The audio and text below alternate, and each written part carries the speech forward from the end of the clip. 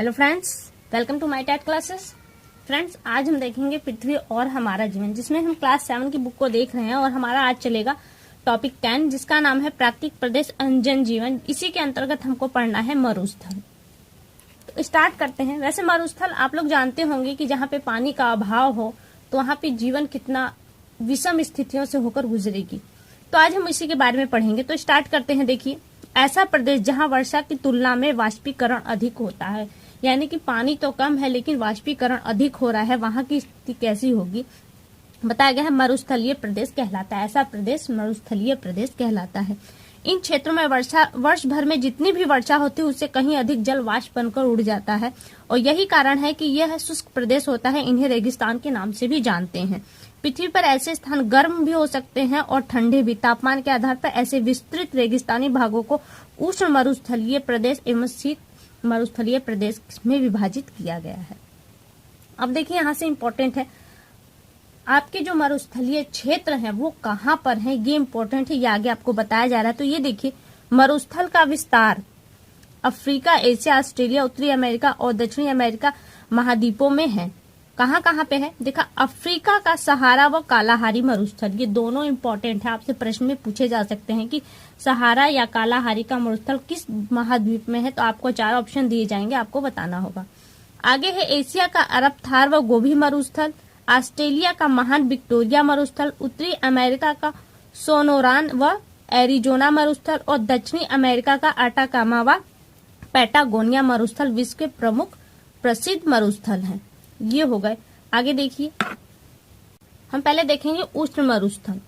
उष्ण कटिबंधीय क्षेत्र में महाद्वीपों के पश्चिमी भाग में उष्ण मरुस्थल पाए जाते हैं। ऐसे मरुस्थलीय प्रदेश के अधिकतर भागों में सामान्यतः जो एक वर्ष में वर्षा होती है वो 25 सेंटीमीटर से भी कम होती है। और यहाँ पे देखिए, इस बॉक्स में दिया गया है विश्व का सबसे अधिक तापमान किस रेगिस्तान में दर्ज किया गया है। वो 58 डिग्री सेंटीग्रेड सहारा मरुस्थल के अलजीजिया यानी कि लीबिया नामक स्थान पर अंकित किया गया है और दिया है। और यहाँ पे जो तापमान है वो दिन में काफी गर्म और रात को काफी ठंडा होता है, यानी कि दिन का ही तापांतर बहुत अंतर है। और दिया है दिन धूप वाले तथा गर्म होते हैं जबकि रात बहुत ठंडी होती है। यहाँ गर्मियां अधिक गर्म और सर्दियां अधिक ठंडी भरी होती हैं। यहाँ के तापमान में इतना अंतर हो जाता है कि कभी कभी 58 डिग्री सेल्सियस तक तो कभी कभी 0 डिग्री सेल्सियस से भी नीचे पहुंच जाता है। तो सोचिए कितनी विषम स्थिति है। और ऐसे में पशु पक्षी या फिर वहाँ का जो पेड़ पौधे हैं या मानव जीवन कितना ही दुर्भर होगा और वहाँ क्या लोग रहते होंगे, बस यही चर्चा है। यहाँ की जलवायु शुष्क और रेतीली आंधियां चलती है। और नीचे बच्चों के लिए है, आपके लिए नहीं है। बहुत बड़ा चित्र दिया गया है, अगर आप देखें तो यहाँ देखिए, शायद आप देख पा रहे हो। देखिए, विश्व का या संसार का सबसे बड़ा मरुस्थल सहारा का मरुस्थल है।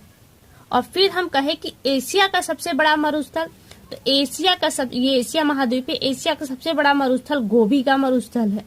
फिर हम कहें कि भारत का सबसे बड़ा मरुस्थल, आप पहचान पा रहे होंगे भारत की स्थिति को, भारत का सबसे बड़ा मरुस्थल तो वो है थार का मरुस्थल। यहाँ पे ये तीनों क्वेश्चन इंपॉर्टेंट है।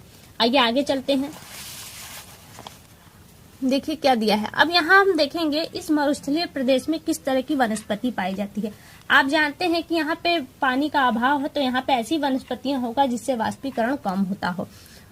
तो यहाँ पे दिया है, यहाँ की जो वनस्पतियां हैं इन्हें पानी कहाँ से मिलता है, तो इनकी जड़ें इतनी लंबी गहराई में जाती हैं कि जो जमीन के नीचे की जो नमी है उस नमी से ये जीवित रहती हैं। तो यहाँ दिया गया है जड़ें लंबी होती है जिससे वो भूमि की गहराई में जाकर नमी प्राप्त करती हैं। और यहाँ पे जो दिया है, जल के वाष्प को कम करने के लिए इन पेड़ों में पत्तियां बहुत छोटी होती हैं या फिर ना के बराबर। इनकी पत्तियां कांटों में कन्वर्ट हो जाती हैं।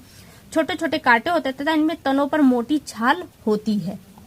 फिर दिया है, जहाँ कहीं जल के स्रोत या नदी होती है वहां आसपास पेड़ पौधे, झाड़ियां व घास उग आती हैं। और ये वीरान जमीन जहाँ पे थोड़ा बहुत जल मिल जाता है तो वहां पे वो बगीचे जैसा दिखाई देता है और इसी कारण से इसे मरुद्यान कहते हैं। अब यहाँ पे जो मरुद्यान है वहां पे थोड़ी बहुत खेती भी होती है, क्योंकि यहाँ पे ऐसे पानी के अभाव में खेती नहीं हो सकती। लेकिन जहाँ मरुद्यान है थोड़ी बहुत पानी पाई जाती है तो वहाँ थोड़ी बहुत खेती होती है। तो वो कौन कौन सी खेती होती है, तो यहाँ दिया गया है प्याज, शकरकंद, तंबाकू, फलियां व मोटे अनाज की खेती की जाती है। और यहाँ पे जो पेड़ है वो कौन कौन से पाए जाते हैं, तो यहाँ पे खजूर, बबूल, सेहुर, नागफनी, ताड़ आदि पाए जाते हैं। ये जो पेड़ हैं इनकी पत्तियां बहुत चिकनी होती हैं ताकि इनसे वाष्पीकरण की क्रिया बहुत ही कम हो। खासतौर से आप जिस क्षेत्र में वहां पे आपको बबूल का और नागफनी का पेड़ देखने को मिलेगा। अगर नागफनी का पेड़ आप देखें तो एकदम चिकना होता है, वहां इतना चिकना कि आप उस पे पेन से लिख भी सकते हैं। फिर आगे देखिए क्या दिया है, जीव जंतु। अब यहाँ पे हम देखेंगे जीव जंतु कि ऐसे प्रदेश में जीव जंतु किस तरह के पाए जाते हैं। विषम स्थितियां हैं तो जीव जंतुओं की मात्रा भी बहुत ही कम होगी और ऐसे जीव जो भी वहां पे जीव मिलते होंगे वो काफी धरती के नीचे रहते होंगे ताकि उनको नम क्षेत्र मिल सके, ठंडी जगह मिल सके।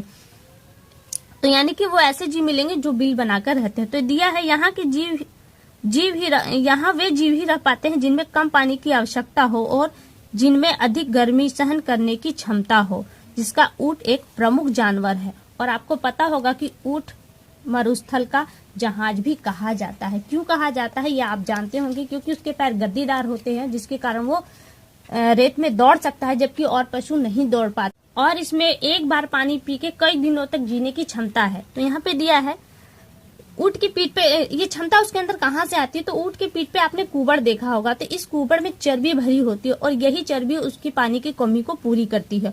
और यहाँ पे बताया गया है कि मंगोलिया एक देश है जहाँ पे 2 कुबड़ वाले ऊंट भी पाए जाते हैं और ये मरुस्थलीय क्षेत्र में सवारी व सामान ढोने के काम आते हैं। और यहाँ पे भेड़ व बकरियां पालन के तौर पे ये पशु भी पाए जाते हैं। आगे ये बच्चों के लिए दिया है, आपके लिए नहीं है। फिर दिया है यहाँ का मानव जीवन कैसा है, ये देख लेते हैं। आप जानते हैं कि स्थितियां बहुत ही विषम, क्योंकि पानी एक ऐसी चीज है जो हर एक व्यक्ति के लिए आवश्यक है, चाहे वो पशु पक्षी हो या पेड़ पौधे हैं या फिर मानव जीवन हो। तो यहाँ पानी की कमी और तापमान की अधिकता के कारण बहुत ही विरल जीवन है और कहीं कहीं देखने को मिलता है। तो देखिए आपके मन में विचार आ रहा होगा कि ऐसी विषम परिस्थितियों में यहाँ के लोग कैसे रहते होंगे। तो यहाँ पे कुछ जनजातियां पाई जाती हैं, तो देख लेते हैं। यहाँ पे देखिए एक चित्र दिया है जिसमें दिया है बुशमैन। वैसे सीटेट के एक एग्जाम में बुशमैन क्वेश्चन आया था, बट मुझे याद नहीं है कि किस सन में आया था, लेकिन बुशमैन आया था। पूछा गया था कि बुशमैन कहाँ पाए जाते हैं और आपको महाद्वीपों के नाम दिए गए थे, उसमें से ऑप्शन आपको छांटना था। आगे देख लेते हैं, बुशमैन के बारे में कुछ जान भी लेते हैं, थोड़ा बहुत दिया गया है। जहाँ यहाँ पे कुछ विरल जनजातियां ही निवास करती है, जिसमें अरब के बद्दू, जो अरब देश है वहां पे इन जनजातियों को बद्दू के नाम से जाना जाता है, जबकि कालाहारी में इन जनजातियों को बुशमैन के नाम से जाना जाता है। जो कालाहारी के बुशमैन हैं पूरी तरह शिकार पर निर्भर करते हैं, जबकि जो अरब के बद्दू है ये जानवरों को पालन पोषण करते हैं और इनके चारा क्योंकि पशु इनके चारण के लिए कुछ चाहिए, तो ऐसे में क्या हो एक घुमक्कड़ी जीवन जीते हैं। जहाँ पे उनको पशुओं के लिए चारा मिलता है वो वहाँ पे घूम जाते हैं। फिर आज के लिए केवल इतना ही है फ्रेंड्स। और ये देखिए इस बॉक्स में देख लेते हैं, इंपॉर्टेंट है, दिया है मरुस्थल में पाए जाने वाले बालू के टीले, बालू का स्तूप कहते हैं, हम पढ़ चुके हैं, वैसे एक बार यहाँ पे दोहरा लेते हैं। मरुस्थल में पाए जाने बालू के टीलों को बालू का स्तूप या सैंड ड्यून कहते हैं। ये टीले हवा के साथ एक स्थान से दूसरे स्थान पर स्थानांतरित होते रहते हैं। दूसरा पॉइंट है मरुस्थलीय क्षेत्रों में घरों की दीवारें मोटी बनाई जाती हैं जिससे गर्मी का प्रभाव कम हो। मोटी दीवारें रहेंगी तापमान घर के अंदर इंटर नहीं कर पाएगा, और दीवारें मोटी है इसलिए पूरी तरह से दीवार मोटी होने के कारण से दीवार गर्म नहीं हो पाती और घर का जो अंदर का वातावरण है वो ठंडा बना रहता है। फिर देखिए आगे दिया गया है, यहाँ पे बच्चों ने पहले से ही 2 मैच कर दिए हैं। प्रश्न उत्तर आपके लिए नहीं, यहाँ पे मैच करने वाला देख लेते हैं। मैंने बताया था कि सहारा हमारे संसार का सबसे बड़ा मरुस्थल है और ये कहाँ है, ये आपका अफ्रीका महाद्वीप में है। विक्टोरिया ये आपका ऑस्ट्रेलिया में है। एरिजोना आपका आता है उत्तरी अमेरिका में। थार का मरुस्थल जो भारत का सबसे बड़ा मरुस्थल, लेकिन ऑप्शन में भारत नहीं है, एशिया, और भारत हमारा एशिया महाद्वीप में आता है, इसलिए इसका आंसर हो जाएगा एशिया। तो फ्रेंड्स आज के लिए केवल इतना ही। अगली वीडियो में आपसे बहुत जल्द मुलाकात होगी, तब तक के लिए नमस्कार।